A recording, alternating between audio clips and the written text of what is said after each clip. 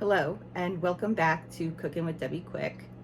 Tonight I will be making a corned beef and cabbage for dinner.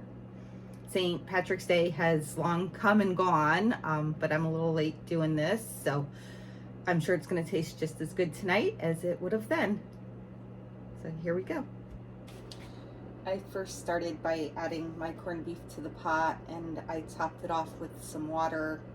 And now I'm going to add in the little packet of seasoning that came with the corned beef. And I like to add a little bit more seasoning to it. So I'm going to go ahead with some ground pepper.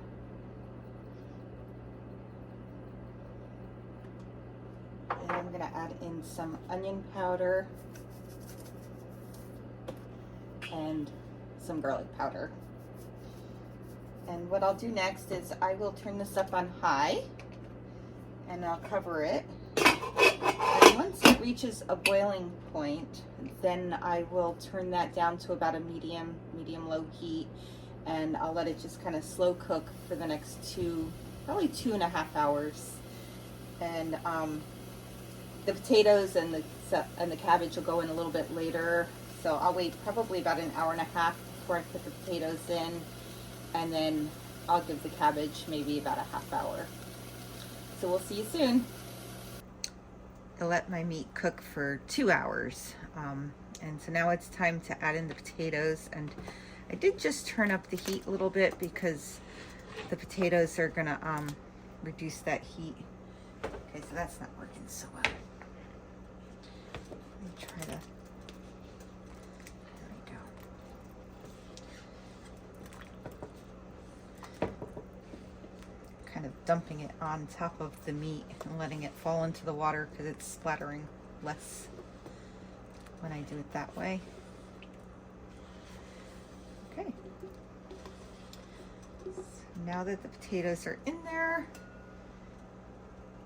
I'm gonna let that heat up a little bit more, and then I'm gonna reduce the heat and let it cook for 30 minutes. I'll see you then. My potatoes have cooked for a half hour, and so now it's time to add in some baby carrots and my cabbage. And you'll note here that I did take some of the water out because I realized I had too much in there. There's my carrots.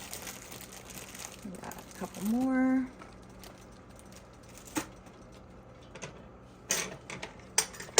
I'm just gonna kind of put these down on one side there. And now it's time to go ahead and add my cabbage. And I did cut mine up. Let's turn up the heat a little bit.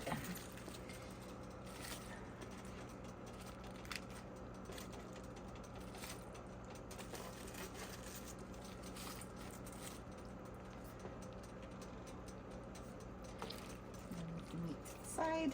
Try to get that in there.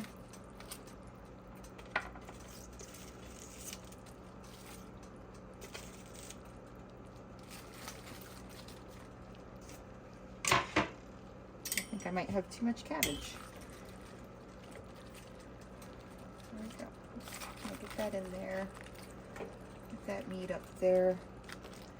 And I'm going to pour some of this broth back in.